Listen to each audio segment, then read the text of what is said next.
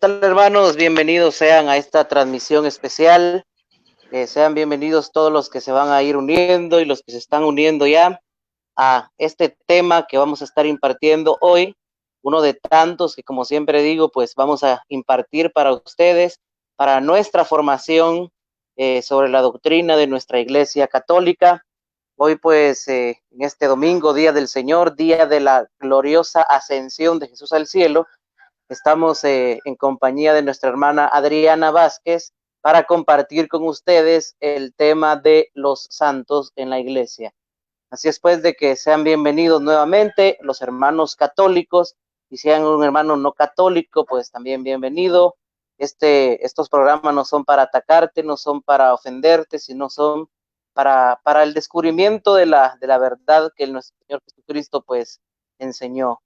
Así es pues de que damos la bienvenida a nuestra hermana Adriana y vamos a dejar que ella se presente brevemente para ir comenzando.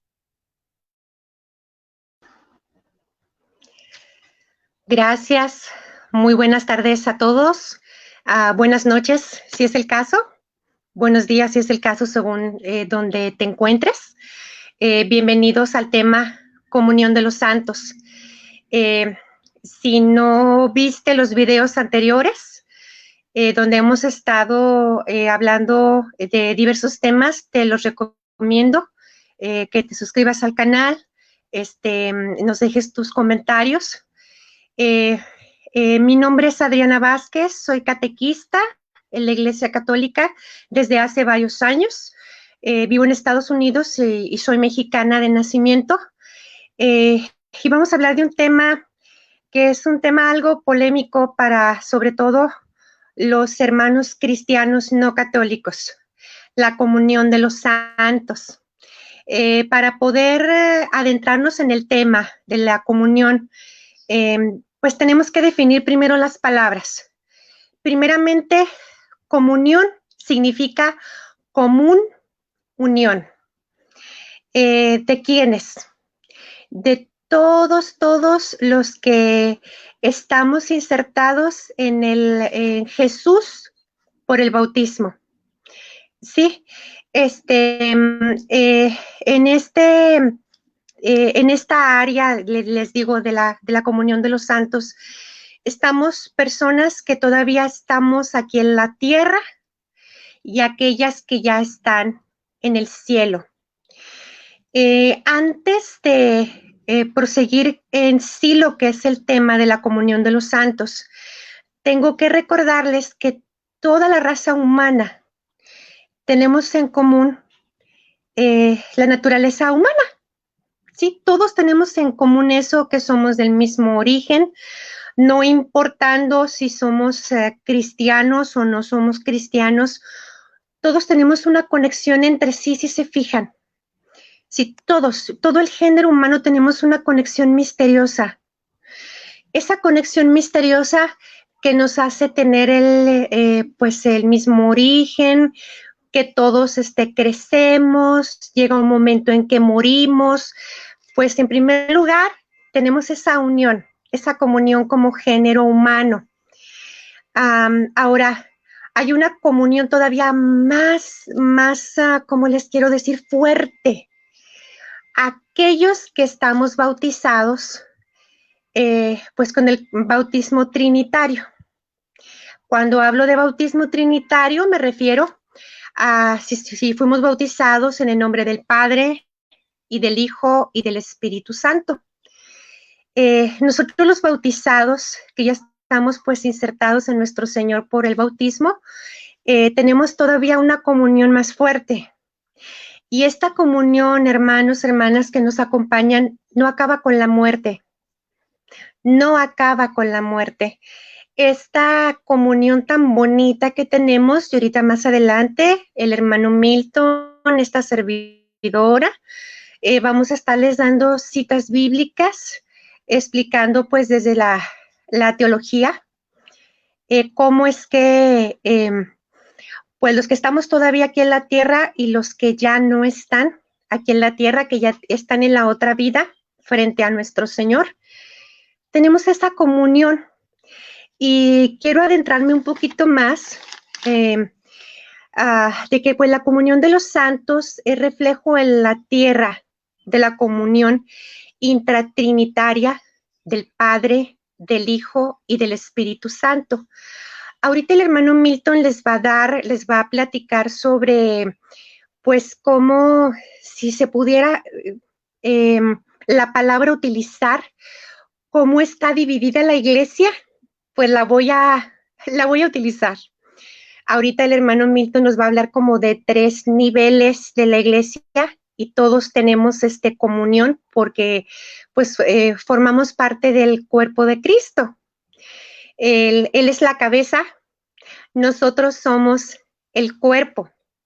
Esto ustedes lo pueden ver en Primera de Corintios capítulo 12, versículo 12. Esta unión intratrinitaria que está plasmada en el género humano, sobre todo les digo, los que estamos bautizados, es una plasmación en la tierra de esta realidad del cielo, de esta realidad pues que nos rebasa, pero que es algo precioso, hermanos y hermanas que nos escuchan. Lo propio de la iglesia católica, la iglesia que fundó Jesús, es ser fábrica de santos. Me atrevo también a utilizar este término, fábrica de santos. ¿Y a qué me refiero? No porque invente santos, sino porque proclama la santidad de nosotros. Vaya, nuestro fin debe de ser la santidad. Ese debe de ser nuestro fin. Ahorita vamos a pedirle al hermano Milton que nos hable de cómo la iglesia proclama santos, cómo es ese, en un breve relato, cómo es ese proceso para declarar santo o santa a alguien. Y aquí quiero un paréntesis poner. No quiere decir que solamente sean santos los que proclama la iglesia como santos. Hay muchos santos y santas anónimos alrededor del mundo que la iglesia no se enteró de su vida de buenas obras, que la iglesia no se enteró que pues ellos seguían el evangelio de Jesús y a lo mejor pues ya murieron a esta vida y son santos, aunque no estén canonizados, son santos y santas. Y pues la iglesia pues solamente se ocupa de aquellos que se entera, ¿sí? Pero dicho de otro modo, si ya esa persona alcanzó el cielo, ya está en la presencia de Dios, es santo, es santa. Otra de las cosas que quería por aquí en mis apuntes, que no quiero que se me pase, comentarles, que la iglesia pues es santa y santificadora. ¿Por qué la iglesia es santa? Porque tiene como cabeza al santo de los santos, Jesús. La iglesia pues obviamente está llena de pecadores, hermanos. Si nos vamos desde los inicios de la iglesia primitiva, podemos ver cómo los apóstoles, por ejemplo, Judas pues traicionó a nuestro Señor, como San Pedro pues lo negó, como a la hora de la crucifixión pues todos los apóstoles literalmente salieron corriendo a esconderse, excepto Juan.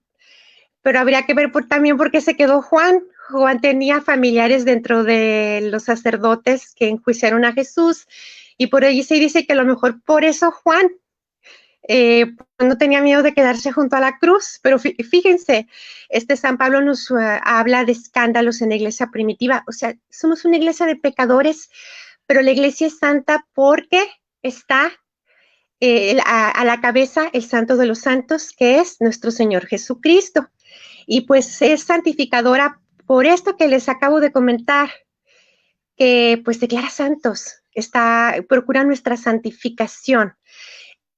Para entrar un poquito y en la Biblia y terminar mi introducción, hermano Milton, para que continúe con sus comentarios, quiero comentarles una cita bíblica que habla de la santidad, que es Primera de Pedro, capítulo 1, versículos del 14 al 16.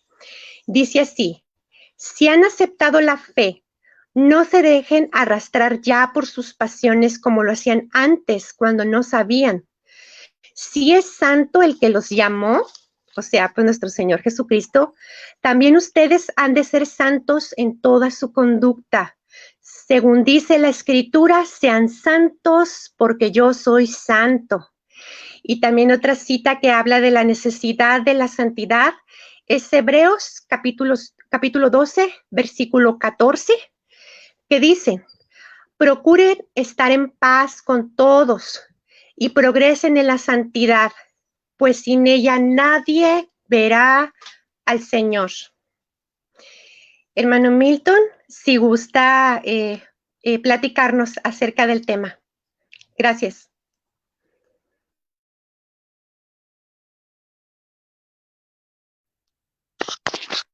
Pues vamos a hablar un poquito sobre este interesante tema, la comunión de los santos y de los santos en la iglesia en general.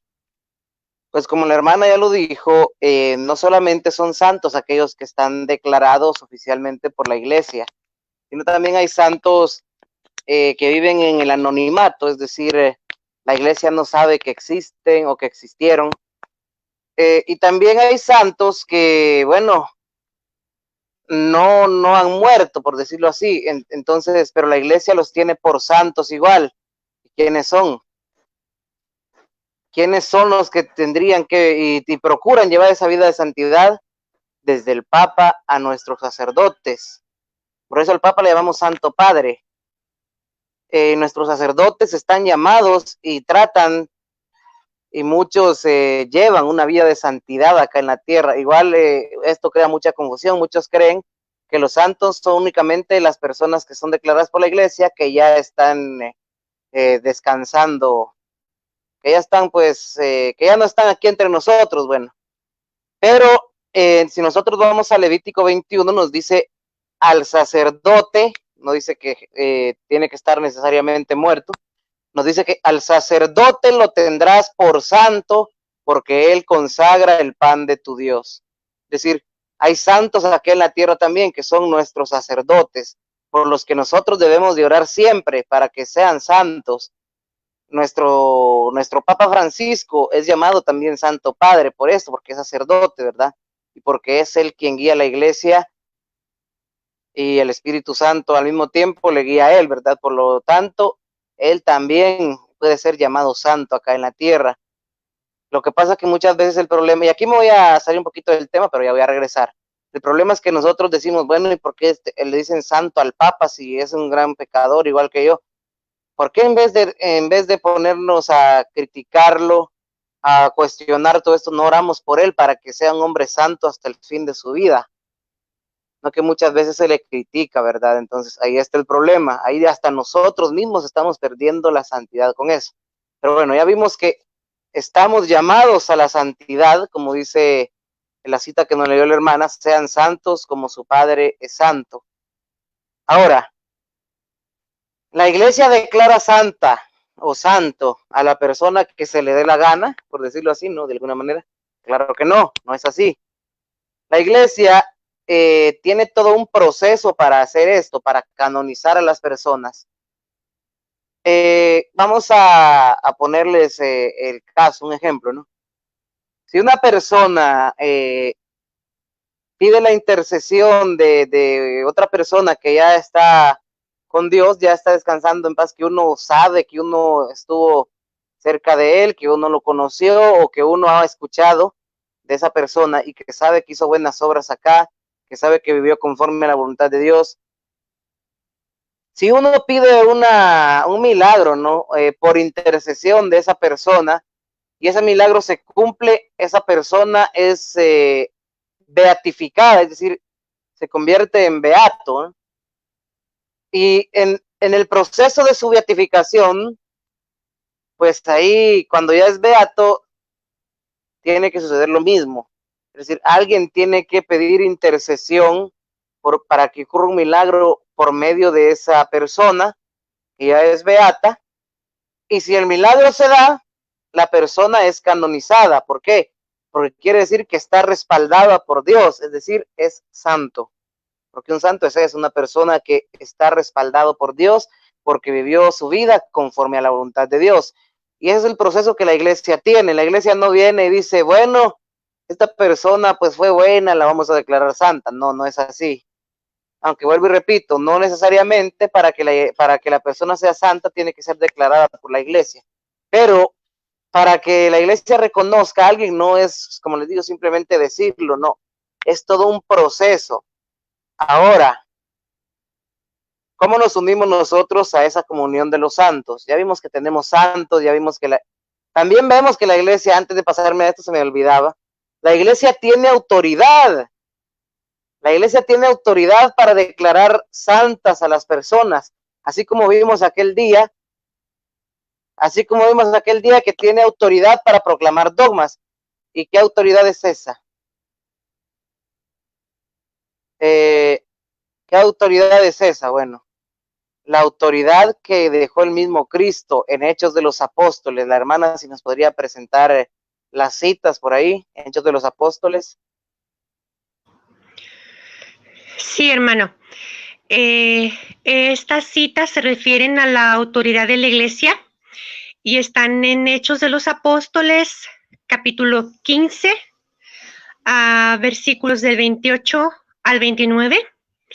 Y también en Hechos de los Apóstoles, es un poquito más adelante, capítulo 16, versículo 4. No sé, hermanos, si quiera comentar de estas citas, o prefiere que yo lo haga.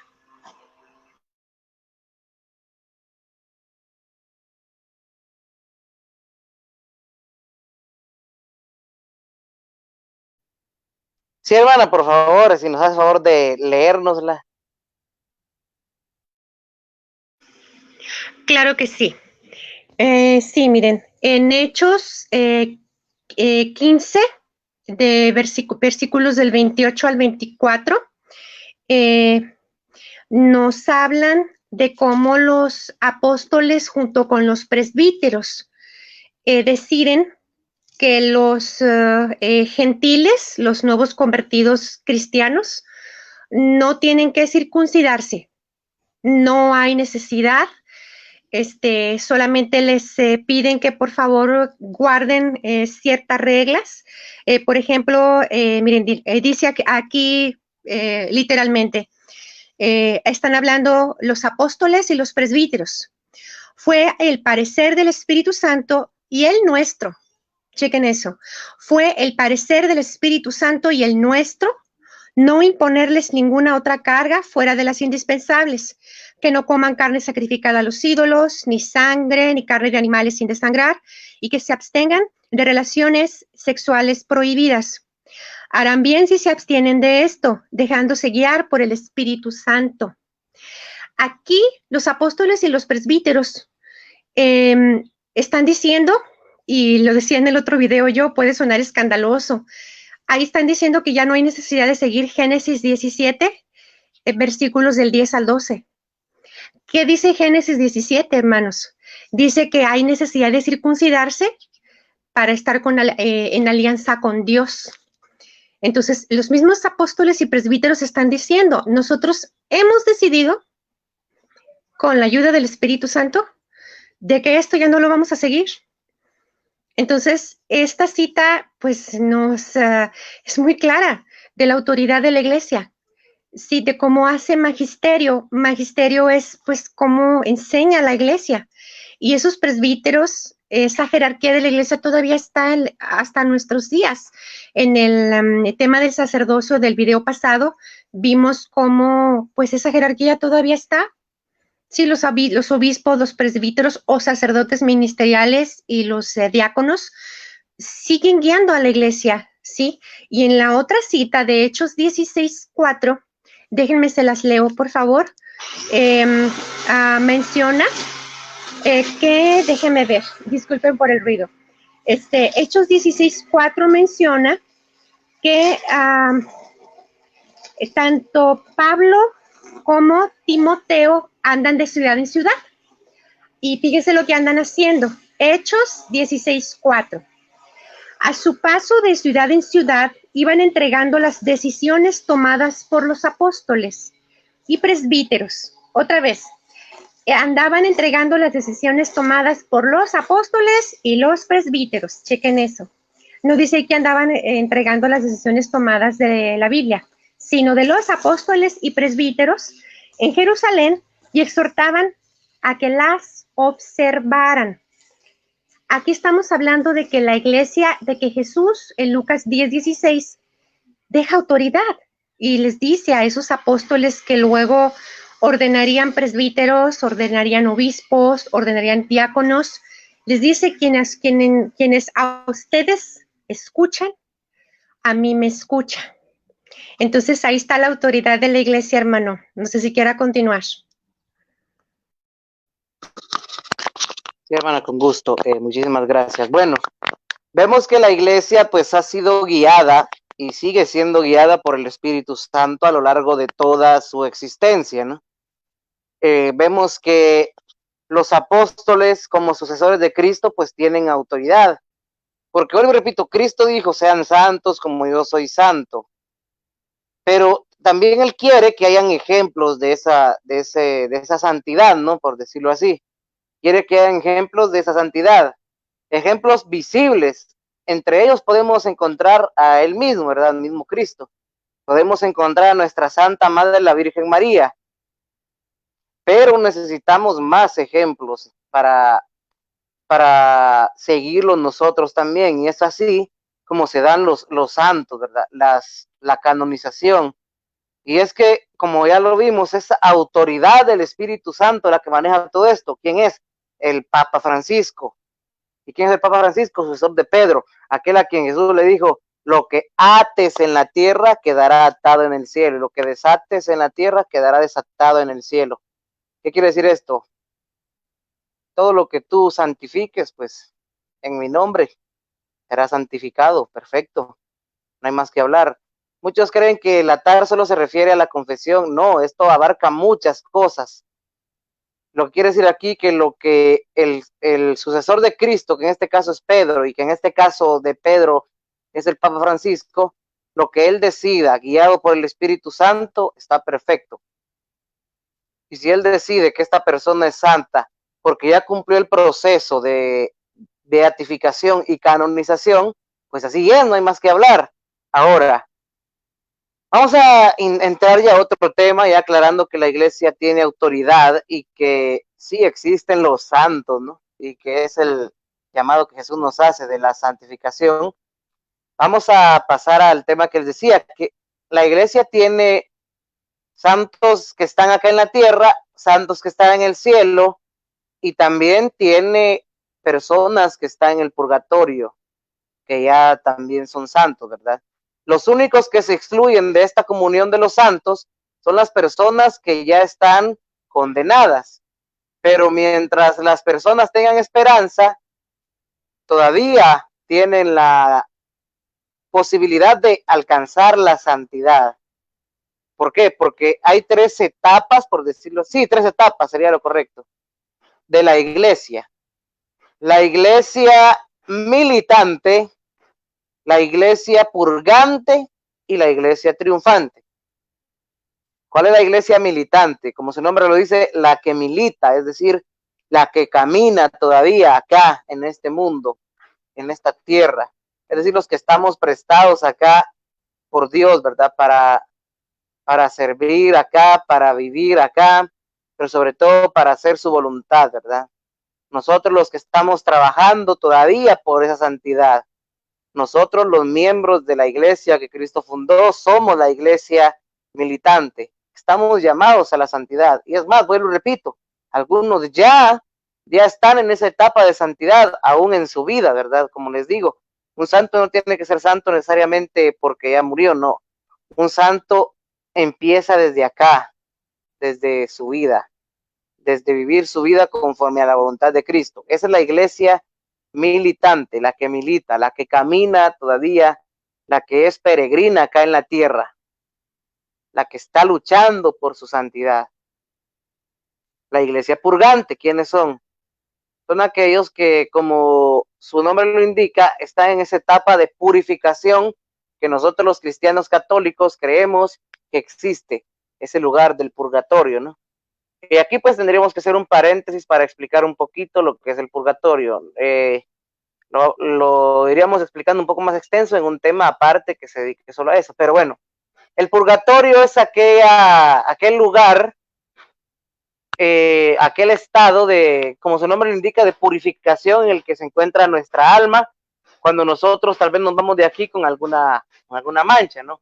Porque como nos dice la carta de San Juan, creo que es primera de Juan, si no mal recuerdo, hay pecados que no son de muerte, por los que sí Juan, el apóstol Juan dice que oren, ¿verdad?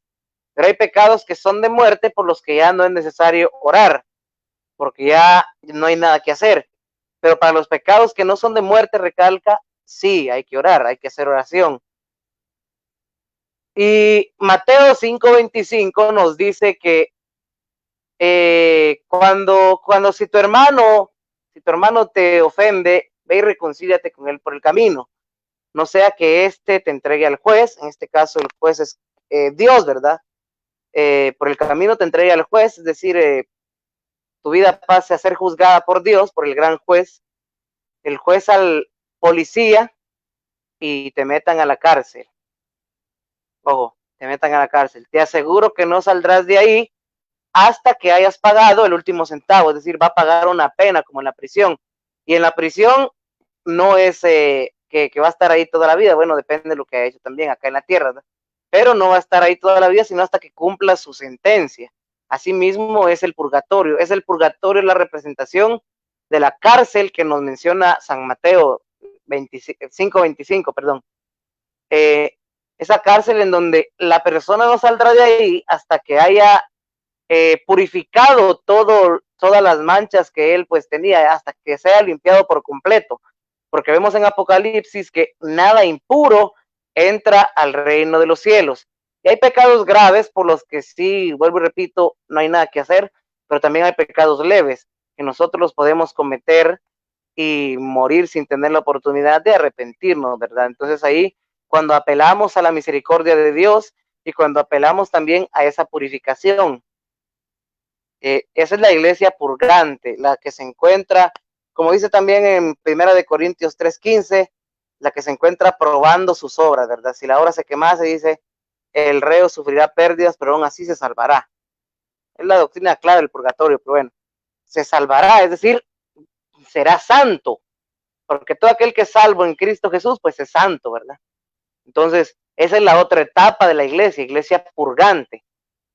Las personas que están en esa etapa, que están ya para ser santos. Y tenemos la iglesia triunfante, es decir, los que ya son santos porque están con el Señor, los que son santos porque, como dice Apocalipsis, están junto con los ángeles, alabando a Dios, glorificando a Dios enfrente de su trono, ¿verdad? También nos menciona Apocalipsis que están debajo del altar, en fin, hay varias citas que nos muestran que hay santos en el cielo. A esa etapa se le llama iglesia triunfante, porque ya están donde el Señor quería que estén, ¿verdad? Donde yo esté, estén también ustedes. Es decir, ya hicieron toda su lucha acá en el mundo terrenal, es decir, ya militaron. Algunos tal vez pasaron por esa etapa, si no es que la mayoría, no lo sabemos, pero tal vez pasaron por la etapa de purificación, ya purgaron sus penas, ya purgaron todo lo que tenían que purgar, ya se purificaron y ahora están con el Señor. A esa iglesia se le llama iglesia triunfante. Y no sé si la hermana tiene algo que agregar sobre esto.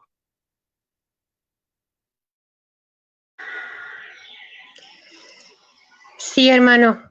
En el mundo protestante, en el mundo evangélico, en el mundo cristiano no católico, se cree, se menciona que el purgatorio es un invento de la iglesia, que es un invento que surgió que para ganar dinero por las indulgencias. Esto es una idea equivocada, porque de la idea del purgatorio, de la idea de la purificación del alma, porque nada manchado puede entrar al cielo, lo dice Apocalipsis 21-27, tal como usted lo mencionó. Esta creencia de esta purificación del alma viene desde el pueblo judío y es algo que nuestros hermanos separados no lo saben. Ellos creen que fue invento de la iglesia, que pues para ganar dinero con las indulgencias, sabemos, como ahorita lo mencioné, pues somos pecadores y han habido este tipo de pecados en la iglesia, nadie lo niega, que los hubo de venta de indulgencias, y, pero eso no quiere decir que el purgatorio fue cuando se inventó la idea, no. Desde el pueblo judío ya se creía, de hecho, aunque no es el tema, pero podemos preguntarle a un hermano judío si cree en esta purificación y él va a mencionar que sí. Además, hay citas que también avalan la existencia del purgatorio. Y desafortunadamente la cita que voy a dar ya no está en la Biblia de los hermanos separados. Este libro de Segunda de Macabeos estuvo hasta 1825 en sus Biblias, pero pues las sociedades bíblicas, las encargadas de imprimir las Biblias para el mundo evangélico, quiso quitar este libro más otros más, desafortunadamente por intereses económicos, pero este es otro tema. Y pues los hermanos separados se quedaron sin el libro de Primera de Macabeos, Segunda de Macabeos, que les voy a hablar. Me voy a enfocar específicamente a Segunda de Macabeos. Déjenme, les doy la cita exactamente. Segunda de Macabeos, capítulo 12, versículo 45. Lo vuelvo a repetir, Segunda de Macabeos, capítulo 12, versículo 45. Vemos ahí cómo se está rezando por las almas de las personas que acaban de morir. Se les están haciendo un sacrificio para que sean perdonados sus pecados. Por eso, hermano separado, esta es una cita que apoya muchísimo el hecho de que nosotros los católicos rezamos por nuestros difuntos, porque lo tenemos en nuestra Biblia. Sí, ahí está. Y ahorita pues tenemos que hablar de cómo las personas que ya no tienen más vida terrenal, pero están con Dios, no están durmiendo. No es cierto que están durmiendo. Ellas están rogando también por nosotros. Y me permito, hermano Milton, empezar con esto, con una cita que habla sobre cómo un hermanito fallecido está rezando por nosotros, está orando por nosotros, está intercediendo por nosotros. Hermana Adriana. ¿Sí? Antes de pasar a eso, me gustaría también mencionar otra cosa que pasé por alto. Otra cosa que la iglesia toma en cuenta para declarar a una persona santa, tengo entendido también que es el estado del cuerpo de la persona que falleció, ¿no? Se dice que si el cuerpo pasa cierto tiempo, no recuerdo ahora, no tengo el dato exacto, como ya le conté lo que me pasó, bueno, no tengo el dato exacto de cuánto tiempo es, pero si pasa cierto tiempo y el cuerpo sigue incorrupto, es decir, sigue intacto, también se investiga su vida, todo lo que hizo acá, y se declara santo. O sea, ese otro proceso para hacer lo que hablamos, ¿no? Que la iglesia no declara santos a quien se le da la gana, sino a quien cumple todo este proceso. Solamente eso, hermana, puede continuar. Muy buen punto, hermano. Es verdad, y qué bueno que lo aclaró. Sí, también este milagro maravilloso de santos cuyo cuerpo está incorrupto. Afortunadamente hay videos en YouTube que ustedes pueden buscar, santos cuyo cuerpo está incorrupto, y son maravillosos. Es maravilloso, maravilloso darse cuenta de este milagro. Y yo les invito, hay libros, desafortunadamente no tengo ahorita bibliografía a la mano, no me preparé con eso. Si hay otro tema con respecto a eso, me puedo preparar. Con respecto a la bibliografía, de estudios que se les han hecho a estos cuerpos de santos que no se han descompuesto y pueden tener años, pueden tener siglos que fallecieron y el cuerpo está intacto. Entonces, también es algo muy importante mencionarlo, hermano. Y continuando con lo que estaba mencionando, de cómo una persona que ya no tiene más vida terrenal, pero tiene vida allá con Dios, puede interceder por nosotros. Está también en el libro de Segunda de Macabeos, capítulo 15, versículos del 12 al 16. En esta cita se ve como personas muy importantes para el pueblo judío que ya habían muerto, están intercediendo por el pueblo. Ya no tenían más vida terrenal y están intercediendo, mis hermanos.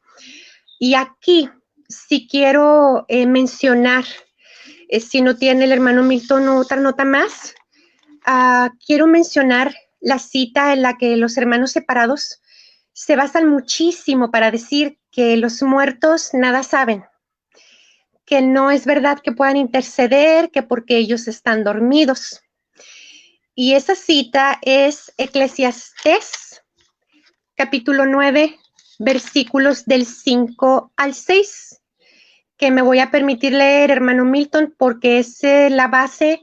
Esta cita es clave para los hermanos separados, para decir que no, mi familiar fallecido no puede interceder por mí, y pues solamente Jesús puede hacerlo, porque siempre mencionan, Jesús es el único mediador, confundiendo mediador con intercesor, confundiendo, tomando como sinónimas las dos palabras, y por eso pues hasta ahí llegan y dicen, no, el único que puede interceder por mí es Jesús, y se basan en Eclesiastés capítulo 9, versículos del 5 al 6, que me voy a permitir leerles, hermano. Dice, los vivos saben que morirán, los muertos nada saben, no tienen nada que esperar, son solo un recuerdo olvidado. Pudieron amar, odiar, tener ambiciones, todo se perdió y nunca más tomarán parte en todo lo que se hace bajo el sol. Cuando leemos esta cita, pues decimos, ay, pues sí es cierto, si nada más la vemos. Los hermanos fallecidos no pueden interceder. Pues yo quiero mostrarle dos citas. Una es del profeta Isaías y otra del profeta Jeremías, donde ambos están diciendo que no existe la resurrección. ¿Pudieran creerlo? ¿Quieren las citas? Isaías 26, versículo 14. Jeremías, capítulo 51, versículo 57. Y necesito leerlas, hermanos, porque yo sé que aquí están viendo hermanos no católicos, como estos grandes profetas del Antiguo Testamento, en estas citas en particular, están diciendo que no existe la resurrección, que cuando uno se muere, pues ya, se murió y ya. Y las tengo que leer, hermano Milton, porque esto va a aclarar mucho Eclesiastés 9. Dice Isaías 26, 14, los muertos no volverán, y tus sombras no se levantarán, pues los has juzgado. Isaías le está hablando a Dios. Los has juzgado y los hiciste morir. Has borrado hasta el recuerdo de su nombre. Me permito leerles Jeremías, capítulo 51, versículo 57. Haré emborracharse a sus jefes y a sus sabios, a sus gobernantes, funcionarios y soldados, que caerán en un sueño eterno. Fíjense, caerán en un sueño eterno. Está hablando de la muerte, para no despertar jamás. Lo dijo Jeremías. Así lo declara el rey que se llama Yahvé de los ejércitos. ¿Cómo está eso? Los grandes profetas del Antiguo Testamento están diciendo que no existe la resurrección en estas citas que les acabo de mencionar. Porque hay una respuesta, hermanos. También por eso en Eclesiastés 9 dice lo que dice, que los muertos nada saben. Porque ellos no tenían la plenitud de la revelación divina. No la tenían, hermanos. La plenitud llegó con Jesús. Él es el que aclara todo esto. Aclara si realmente los muertos están dormidos y nada saben.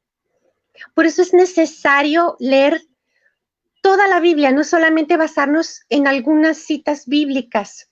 Y me gustaría mucho, hermano Milton, que nos hablara de precisamente Jesús en el Evangelio de San Mateo, capítulo 22, versículos del 31 al 32, donde Jesús, ¿qué es lo que dice? Menciona que Él no es un Dios de muertos. No sé si gusta continuar con lo que dice Jesús aquí, que Él no es un Dios de muertos. Por favor, si gusta continuar.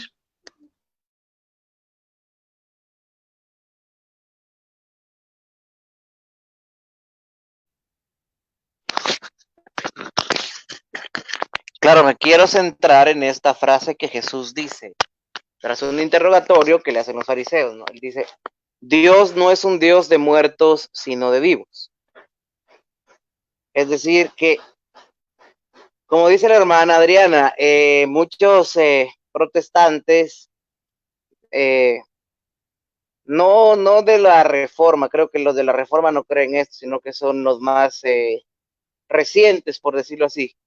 Pero bueno, ellos creen que las personas que mueren están dormidas hasta que venga el juicio final, pero no es así.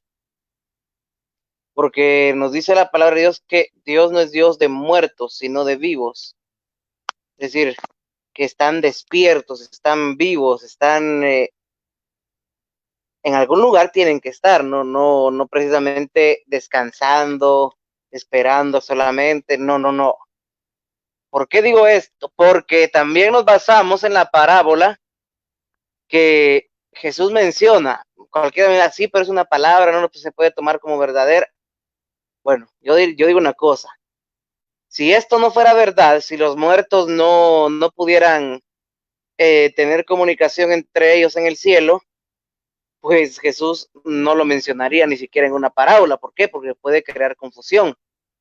Pero sin embargo lo hace. En Lucas capítulo 16 podemos ver el caso del rico y Lázaro. Podemos ver el caso de que ellos, uno en el suplicio y otro en el seno de Abraham, pueden hablar entre ellos, ¿no? Incluso el rico desde el suplicio, pues pide a Abraham que interceda por los suyos, por su familia, por sus hermanos. Primero es por él, ¿no? Pero le dice que no se puede hacer nada porque del infierno al seno de Abraham, donde estaban ellos, pues había un gran abismo, ¿no? El que no podían atravesar. Pero bueno, luego de esto, el rico intercede por su familia, por sus hermanos, donde les dice, no, entonces manda que resucite un muerto, y si resucitan un muerto, entonces ahí a él sí le creerán. Intercede, es decir, entre ellos hay comunicación. Quiere decir que no están dormidos, quiere decir que están vivos, ¿ok? Están vivos.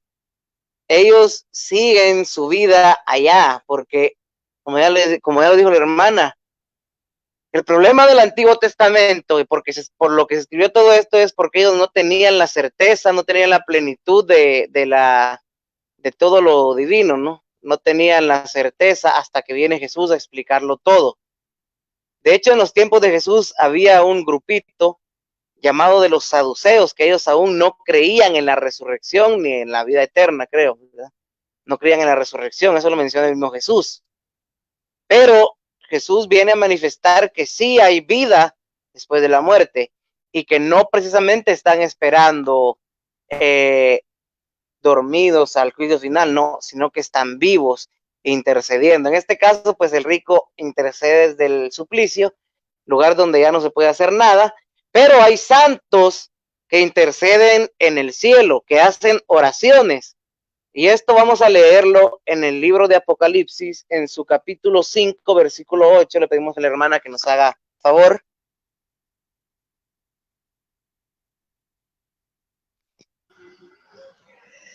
Sí, hermano. Apocalipsis 5:8. Por favor, si tienen su Biblia, vayan viéndolo, por favor. En Apocalipsis 5:8 habla de los 4 seres vivientes y de los 24 ancianos. Debemos de entender, hermanos, que el Apocalipsis está en un género simbólico. El género apocalíptico es un género simbólico. En Apocalipsis 5:8, que me permito leer, dice lo siguiente. Cuando los tomó, los 4 seres vivientes se postraron ante el Cordero. Lo mismo hicieron los 24 ancianos, que tenían en sus manos arpas y copas de oro, llenas de perfumes, que son las oraciones de los santos. Ahí está la cita, hermano. No sé si gusta explicarla.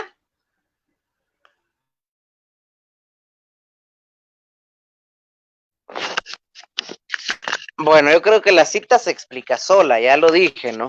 Los santos están vivos y tan están vivos que están incluso orando, ¿verdad? Orando por nosotros, intercediendo, pidiendo a Dios, porque aquí nos lo muestra, ¿no? Dice que mostraban los 24 seres vivientes, bueno, los 4 seres vivientes y los 24 ancianos tenían copas de oro llenas de perfumes, en mi Biblia dice llenas de incienso, pero al fin y al cabo es lo mismo, que son las oraciones de todos los santos. Entonces, vemos que los santos no están durmiendo, como lo dicen algunos, los muertos no están durmiendo, esperan, no, están orando, ¿ok? Están orando. Y no solo eso, sino que también vemos que hay un altar y debajo de él los santos continúan orando, continúan rogando. Lo vamos a ver en Apocalipsis, hermanas, mi favor, Apocalipsis capítulo 6, versículo 9. Voy a leerles Apocalipsis capítulo 6, versículo 9. Cuando abrió el 5º sello, divisé debajo del altar las almas de los que fueron degollados a causa de la palabra de Dios y del testimonio que les correspondía dar. Aquí dice, estaban dormidos, nada saben, pues estaban como muertos. No dice eso. Dice, se pusieron a gritar con una voz muy fuerte. ¿Cuál dormición, hermanos? Se pusieron a gritar en una voz muy fuerte. Santo y justo Señor, ¿hasta cuándo vas a esperar a hacer justicia y tomar venganza por nuestra sangre a los habitantes de la tierra? Hay otra cita, hermano Milton, que no quiero dejar pasar porque también es muy importante, acerca de que nuestros difuntos no están dormidos, no están así como que nada saben. Y esa cita es Hebreos capítulo 12, versículos del 22 al 23. Ahí no dicen que están dormidos tampoco. Y están hablando de los espíritus de los justos que ya alcanzaron la perfección, que están frente a Dios y que creen, están de fiesta. Están de fiesta, no están dormidos. Lo quiero recalcar, porque en el mundo protestante se basan muchísimo en Eclesiastés 9. Cuando pues las personas no tenían la plenitud de la revelación. Yo les invito a que vean Hebreos capítulo 12, versículo del 22 al 23, donde a mí me encanta esta cita, donde dice que los espíritus de los justos que ya alcanzaron su perfección están de fiesta con el Señor junto con los ángeles. Entonces, no sé si quiera comentar algo de esto, hermano Milton, ya sea de la cita de Apocalipsis, esta de Hebreos, alguna otra cita donde se muestra que nuestros seres queridos que ya partieron de este mundo no están dormidos. Bien, continuamos entonces. Si nos damos cuenta, en el libro de Apocalipsis 6:9 nos dice que los santos estaban gritando, no dice durmiendo, estaban orando a Dios, ¿no? Orando a Dios, suplicándole por su sangre, ¿no? Es decir, estos santos eran mártires, murieron por causa de la palabra de Dios, entonces estaban hablando con Dios, no dice que estaban durmiendo. Por otro lado, vemos la cita que nos da la hermana Adriana, donde los santos, pues las personas que están en el cielo no están dormidas, sino que están de fiesta. Y eso Apocalipsis lo dice, ¿no? Que están todos pues alabando al Señor, ¿no? Diciendo santo, santo, santo es el Señor. ¿Ok? Entonces, no están dormidos. A esto refuta totalmente esta enseñanza protestante de que nos dice que los muertos nada saben, que están esperando el juicio final, etcétera, etcétera, etcétera. Bueno, ahora quiero también recordar el pasaje donde la transfiguración del Señor, vemos que se encuentra con Moisés y Elías. Bueno, muchos dicen Elías fue asunto al cielo en un carro de fuego, y Moisés pues resucitó y su cuerpo lo tomó el Señor, en fin. Bueno, de Moisés no se sabe nada, creo yo, ¿verdad? No hay algo que nos diga qué pasó con él, con su cuerpo. Al parecer sí lo peleó el arcángel Miguel con Satanás y no fue encontrado su cuerpo, pero Moisés sí murió, ¿ok? Moisés sí murió. Entonces nos damos cuenta de que Moisés estaba con Jesús en ese momento. Si hubiera estado durmiendo, pues no hubiera estado ahí con él, ¿no? Y es más, los discípulos lo veían. ¿Por qué digo que lo veían? Porque Pedro dijo, Señor, hagamos 3 chozas, una para ti, otra para Moisés y otra para Elías. Es decir, ellos estaban viéndolos ahí.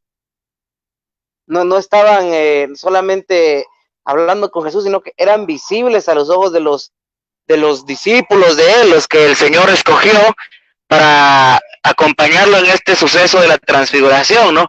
Entonces vemos que los santos están vivos, están orando al Señor, y si están vivos, pues están intercediendo.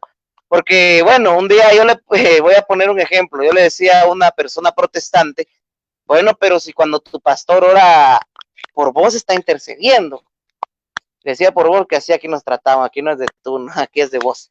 Bueno, le decía, si tu pastor ora por vos, ahí está intercediendo. Bueno, me decía, sí, está perfecto, sí puede interceder él por mí, pero cuando está vivo, no cuando está muerto, porque los muertos, nada, alguien presentó su cita esta, ¿no? Y bueno, ahí le aclaré yo esto, que los santos están vivos en el cielo, y él lo que dijo era que para interceder, ¿cuál es el requisito? Si están vivos, sí, me dijo.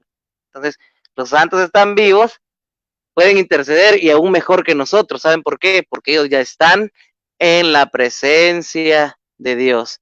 ¿Y qué dice el Señor?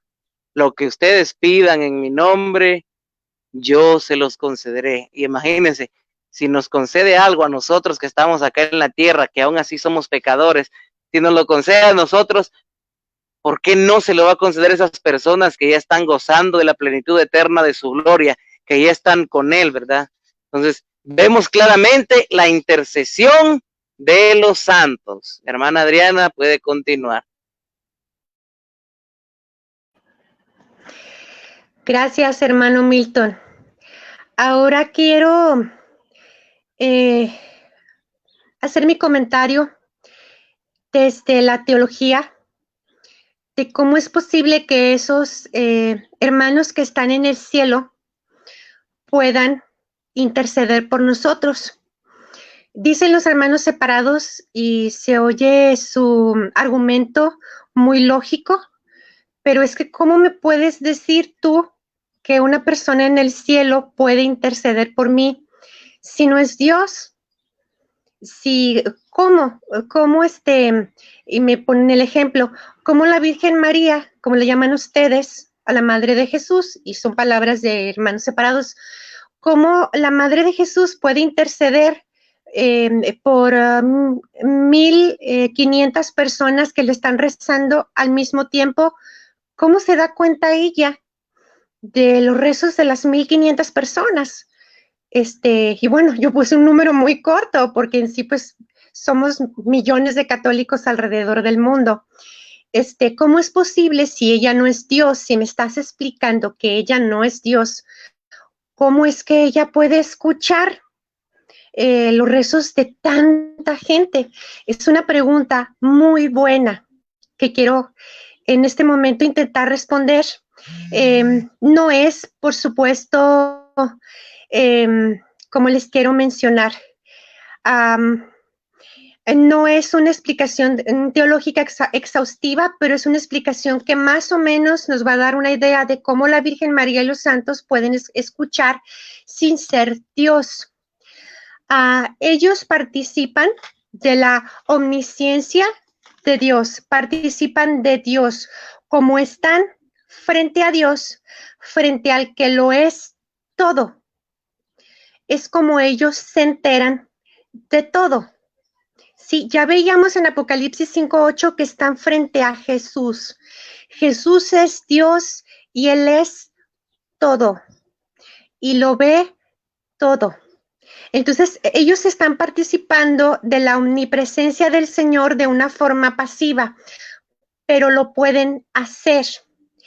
Hay una cita en Primera de Corintios 15, me parece versículo 48, que habla que el hombre del cielo, cuando alcanzamos el cielo, somos similares al hombre del cielo. El hombre del cielo es Jesús. Entonces, es como estas personas que están frente a Jesús, frente a nuestro Señor, pueden darse cuenta de nuestras necesidades. Y ya lo hemos mencionado el hermano Milton y yo en Apocalipsis, por ejemplo. Pues se pueden dar cuenta de lo que está pasando. Apocalipsis 6:9, Apocalipsis 5:8, se pueden dar cuenta de lo que está pasando. En la parábola del rico, ¿cómo se dio cuenta? ¿Cómo es que él está intercediendo por sus hermanos vivos aquí en la tierra? Entonces, ellos participan de esta omnipresencia de Dios y hay santos vivos que también participan de lo que es Dios, que pueden, hasta hacer milagros en el nombre de Jesús. ¿No me lo creen? Vean, por favor, el Evangelio de San Juan, capítulo 14, versículos del 12 al 13, donde Jesús les dice, les aseguro que el que cree en mí hará también las obras que yo hago y las hará mayores. Vemos a San Pedro sanando gente, vemos a San Pablo sanando gente, pues ahí están, y estaban vivos, fíjense, cuando hacían eso. ¿Qué les impide, después de esta vida, seguirlo haciendo en el nombre de Jesús? Si todos formamos un solo cuerpo y Dios dice que es Dios de vivos, no de muertos. Hasta ahí mi aportación, hermano. Adelante.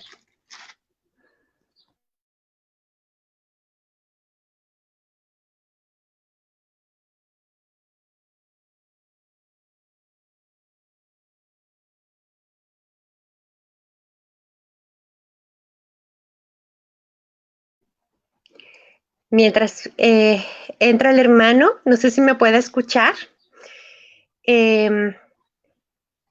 Ok, yo soy catequista y puedo darles una imagen de lo que es la comunión de los santos. Muchos de ustedes pudieran ser personas, ¿cómo decirlo?, visuales, para entender cómo estamos unidos cómo tenemos esa comunión, los santos de la tierra con los santos del purgatorio, con los santos del cielo. Imagínense un árbol, por favor.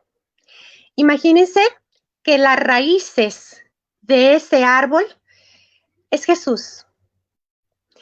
Jesús, que ya no es visible para nosotros, ¿sí? Son esas raíces que están abajo de la tierra.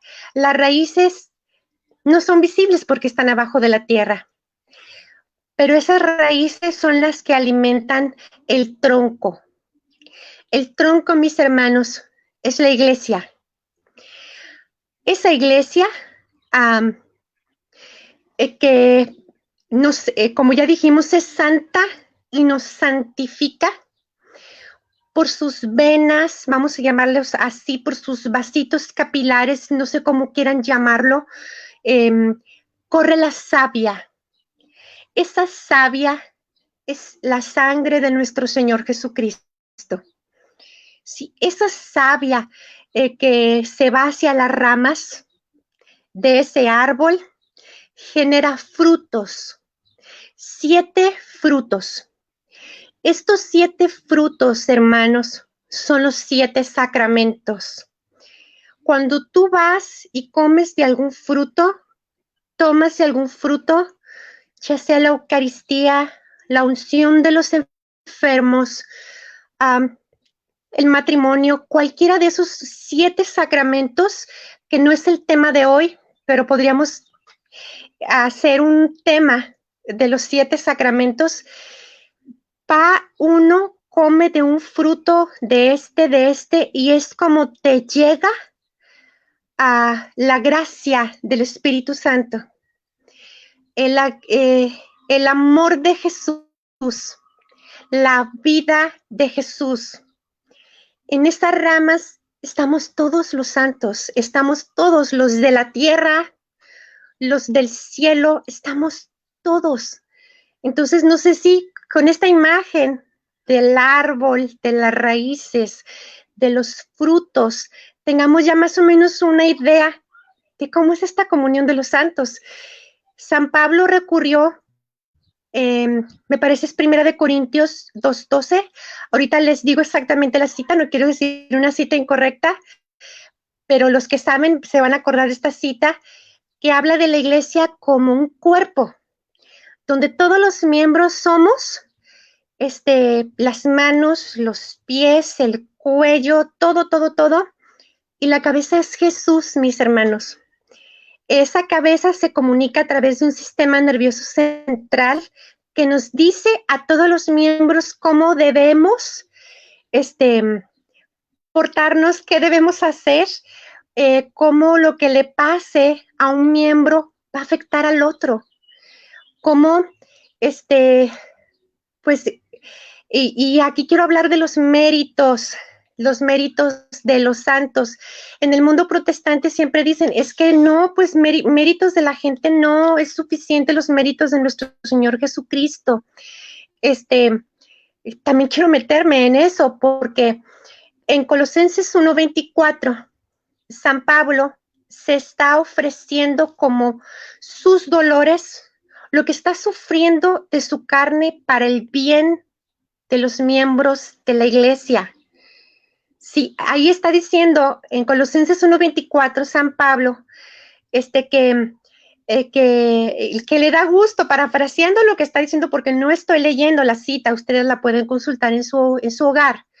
Está diciendo que completo en mi carne lo que le falta a los sufrimientos de Cristo.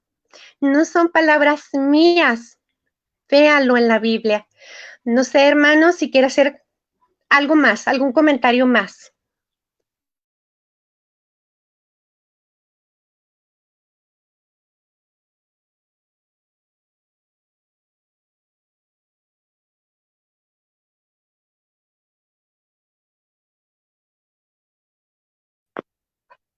Claro que sí, hermana, pido disculpas porque creo que me fui un ratito, por si me necesitó en ese tiempo, por si se me cayó el internet. Bueno, em, bueno pues ya vimos, como vuelvo y repito, que los santos están compartiendo el reino de Dios, están compartiendo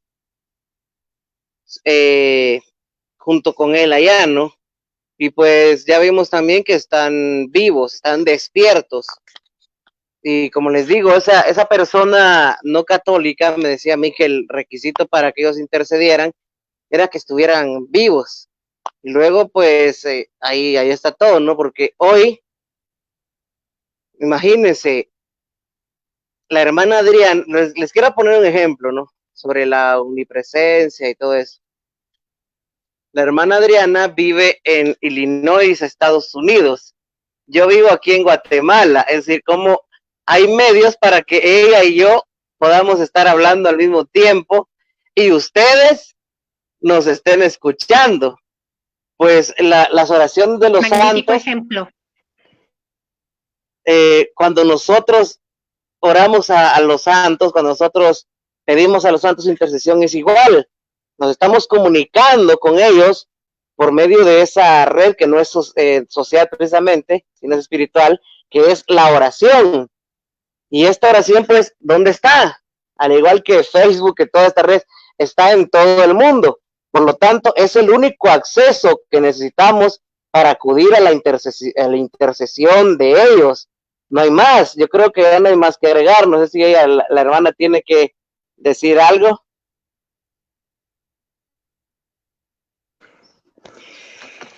Pues yo creo que abarcamos, hermano, los puntos principales de cómo podemos interceder unos por otros. Yo solamente quiero ya para terminar decirles a mis hermanos amadísimos no católicos que cuando se menciona que Jesús es el único mediador entre Dios y los hombres, la Iglesia Católica decimos amén. Pero ¿qué es un mediador? ¿Qué es? Está en Primera de Timoteo, capítulo 2, versículo 6. Es un capítulo más adelante, un solo capítulo más adelante de cuando se declara que Jesús es el único mediador entre Dios y los hombres. Mediador es aquel que murió en rescate de todos. En rescate de todos. Y ahí lo maravilloso es que Jesús no murió solamente por los cristianos o por los católicos, murió por todos, por aquellos que no conocen de él, por aquella gente pues que no sabe, que a lo mejor es atea, que es agnóstica, murió por todos, por aquellos del Islam, budistas, por todos murió nuestro Señor. Eso significa mediador. Intercesor, podemos ser todos, hermanos. Hay abundantes citas, abundantes, y para terminar, ustedes pueden retroceder este video y buscar las citas que yo les voy a dar, porque pues ya estamos despidiéndonos rápidamente de cómo todos podemos ser intercesores unos por otros. Por ejemplo, les puedo decir Santiago 5:16, a Mateo 18 del 19 al 20, a Efesios capítulo 6, versículo 18, a Romanos capítulo 12, versículos del 12 al 18, Lucas 16:27, como una persona que ya no está en esta vida, está intercediendo por sus hermanos los vivos, está rogando por ellos, eso es interceder, está rogando por ellos.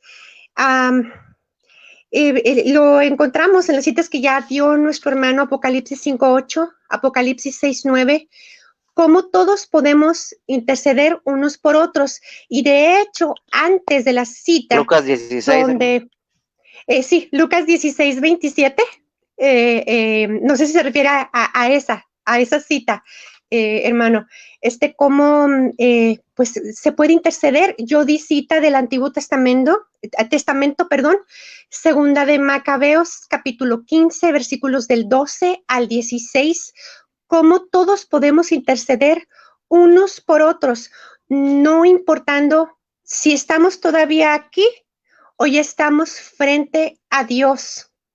Entonces, esto no le resta, no le quita nada al sacrificio tremendo que hizo nuestro Señor Jesucristo por salvarnos. Con esto quiero terminar, hermano Milton. Gracias por la invitación de nuevo. Bien, pues hermanos, entonces ha sido un gusto, un placer haber estado nuevamente con ustedes. Saludamos rápidamente por ahí al hermano José Tigre Carrillo, bendiciones. A nuestra hermana dice, a ver si me acuerdo, Marta Vizcaíno, al hermano Rosendo Puga, al hermano Manuel Carballo, bueno, Marta Olivia Puga Vizcaíno, Rosy Puga, bien, en fin, ellos son los que comentaron. Y muchos saludos para ellos, muchísimas gracias por acompañarnos. Y hermanos, les quiero aprovechar para hacerle la invitación para que estén pendientes, les estaré avisando en el transcurso de estos días para que estén atentos, ya que esta semana este grupo pues se vestirá de gala, ya que tendremos la presencia de dos hermanos que son expertos en estos temas, en los temas de nuestra fe. Y estoy hablando de el hermano teólogo y creo que es de monólogo también, el hermano Víctor Gamboa Delgado de Ecuador, y también de nuestro hermano que pues muchos lo conocen, tal vez otros no, pero es raro que no lo conozcan. Bueno, el hermano, él transmite sus enseñanzas en EWTN y tiene su canal en YouTube. Estoy hablando del hermano Frank Morera Rivero, que estarán compartiendo esta semana, están invitados desde ya. Y bueno, no siendo más, muchas bendiciones para todos, un fuerte abrazo y nos vemos en la próxima ocasión. Dios los bendiga.